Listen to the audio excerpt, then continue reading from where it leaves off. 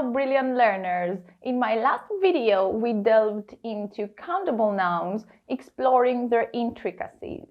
Today we're diving into the second part of the noun series, the fascinating world of uncountable nouns. If you missed my countable noun adventure, be sure to check that out too. Let's get started. Uncountable nouns are things you can't count individually. Imagine you have a big tub of something and it's all mixed up. You can't point to one piece and say there's one. It's more like a blob of stuff. For example, water. You can't say one water, two waters. It's just water, the whole blob. Information. You don't have one information, two informations. It's just information all together. Furniture, not one furniture, two furnitures. It's just furniture, all of it as a group. Uncountable nouns can be categorized into various groups. Here are some common categories. Abstract concepts like love, happiness, courage, knowledge. Liquids, milk, coffee, juice, oil. Powders and grains, rice, flour, sugar, salt. Materials, wood, steel, plastic, glass. Gases, oxygen, nitrogen, helium. Natural phenomena like rain, sunshine, thunder, lightning. Activities like work, homework, research. Concepts, information, advice, furniture, equipment, and languages, English, Spanish, Mandarin.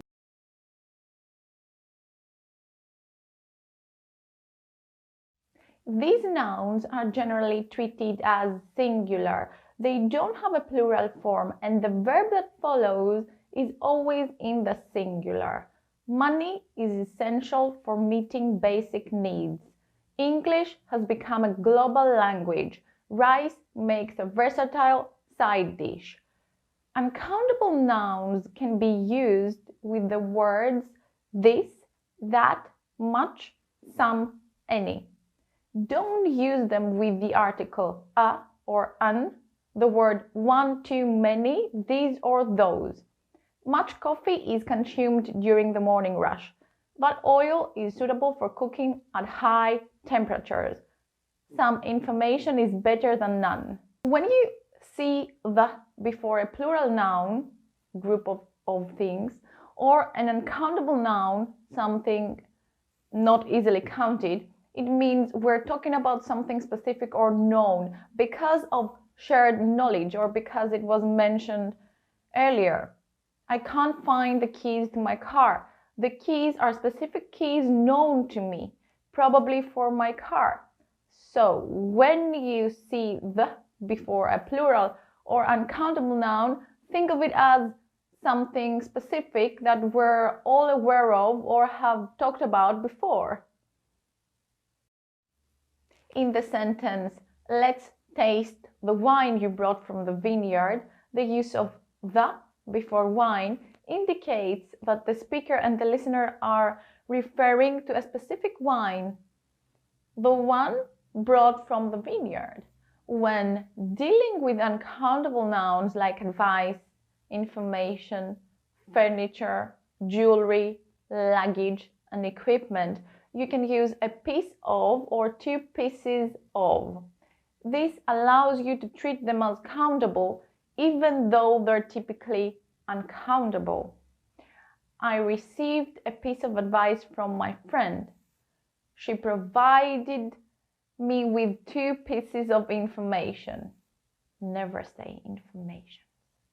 The room has a piece of furniture that I really like. When dealing with countable nouns, you can specify the quantity by using a or an. She has an interesting idea. However, for uncountable nouns, you often use phrases like a glass of, a bar of, or other containers to convey a specific amount. Let's grab a cup of coffee before the meeting. Here are some containers with uncountable nouns. A cup of tea, a cup of yogurt, a glass of water, a carton of milk, a carton of eggs, a carton of juice. We usually buy a half dozen eggs or a dozen eggs. These phrases are commonly used for items that come packaged in a cardboard or paper container. A bar of chocolate, a bar of soap, or a box of chocolates, a box of cereal, a jar of honey, a loaf of bread, a packet or a bag of pasta, a packet or a bag of crisps or chips. In British English, it's common to say a packet of crisps and a packet of pasta. A bottle of wine, a bottle of water, a bottle of milk. When we say a bottle, it includes both plastic and glass containers. A bowl of rice, a slice of ham, a slice of cheese, a slice of pizza, a slice of melon, a slice of bread. You can buy cheese in slices, shredded, or you can request a block. So at the deli section, you might tell the deli attendant, "I'll take a 300-gram cheddar block, please." Or, "Could I get 10 slices of Gouda cheese, please? I need a bag of shredded mozzarella." In both the UK and the US, you can use the term package or packaged block to refer to cheese that's wrapped in plastic or vacuum sealed. A tube of toothpaste, a tube of glue, a tube of paint, a tube of moisturizer, a can of beer, a can of tuna, a can of iced tea, a tin of biscuits, a tin of sardines. In English, the terms can and tin are often used interchangeably, but there can be regional differences. Can is more common in American English, like a can of soda. On the other hand, tin is more typical in British English. For example, a tin of beans. However, when referring to drinks, it's more common to use a can of, as in a can of cola. The use of tin is reserved for non-liquid items like canned vegetables or beans. Some uncountable nouns, even though they end with an S, are treated as singular entities and don't have a plural form. They are used with singular verbs and are considered singular. For instance, we say, "The news is always changing," and not "the news are always changing." Here are some more.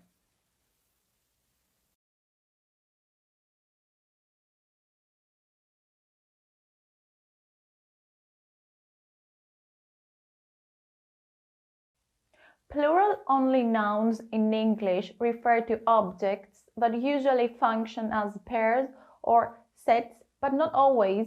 Words like jeans, pliers, manners, etc. are treated as plurals.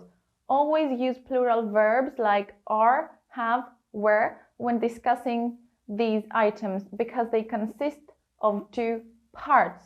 His jeans were too tight. The premises of the school are well maintained. But how can you turn plural-only nouns into countable nouns? Let's see. Plural-only nouns can be turned into countable by using a pair or a set of, or two pairs or two, three sets of when counting them. When referring to one item, use a pair of, and verbs like is, was, or has. He wore a pair of goggles to protect his eyes while swimming. A pair of pants was on sale.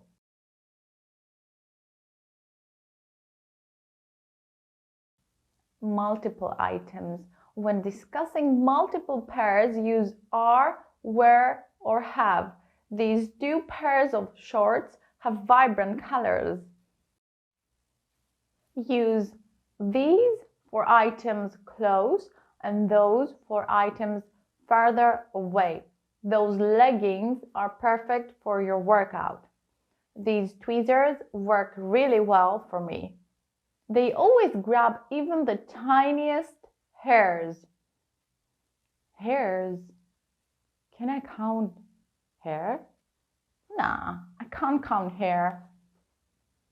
Hair is an uncountable noun, isn't it?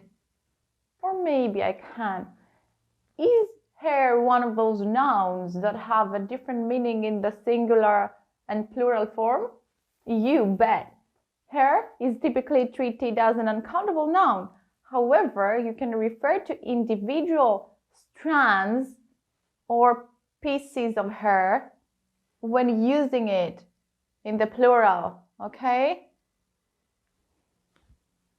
So, you can count strands of hair, but generally when discussing hair in a broader sense, it's considered uncountable. His hair is getting long, uncountable. She noticed 2 gray hairs among the black ones. When nouns have different meanings in the singular and plural forms, it often depends on the context. Here are some general rules and examples. Content versus contents. Content refers to the overall material or subject matter, while contents refers to the individual items or components within something. The content is the big picture, and the contents are the smaller pieces that make it up. Let's say a website has content about technology. Now, the contents of that section might include articles on smartphones, laptops, and software. The content is the broader topic, while the contents are the specific items within that topic. The content of the book is interesting, the subject matter. The contents of the box are fragile, the items inside. Custom versus customs. Custom refers to a tradition or practice, while customs usually refers to the authorities at ports or borders. For example, wearing specific clothing on holidays is a custom, and the area at the airport where your belongings are checked when entering a country is customs. It's a local custom to exchange gifts during the holiday season. When you travel internationally, you have to go through customs at the airport. When referring to the authorities, it's common to use a singular verb. Customs is examining the shipment. In the context of tax, customs refers to the duties or taxes imposed on imported and exported goods.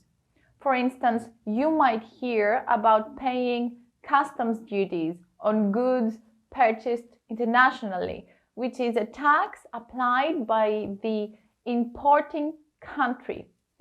I have to pay customs duties for this item, or I need to pay customs for this. Experience versus experiences. Experience as an uncountable noun refers to the overall knowledge gained over time. She has a lot of experience in marketing. As a countable noun, experiences are individual events or instances. Her experiences in different countries shaped her perspective. Premise versus premises. Premise is an idea, a concept. The premise of the story is love conquers all. Premises refers to locations or buildings. The premises are spacious and well maintained. Have a look at these.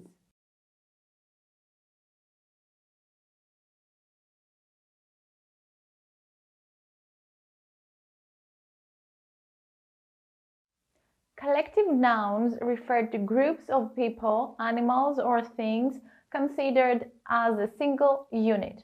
They represent a collective whole. The team is practicing. Here are some examples of collective nouns. An audience of spectators, a class of students, a committee of members, a crew of sailors, a crowd of onlookers, a family of relatives, a government of officials, a jury of jurors, a public of attendees, a staff of employees, a team of players, a union of workers.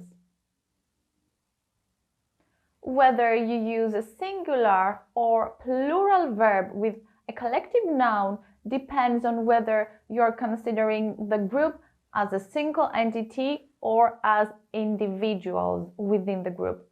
Use a singular verb when you're treating the collective noun as a single entity. The committee is reviewing the proposal. Here, the committee is seen as one unit working together. Use a plural verb when you're emphasizing the individuals within the group, treating them as separate entities. The committee have different opinions. In this case, you're highlighting that each member of the committee has their own opinions. Family, singular verb. The family is supportive. Single entity. Plural verb. The family are sharing stories. Separate entities. Staff. Singular verb. The staff is trained.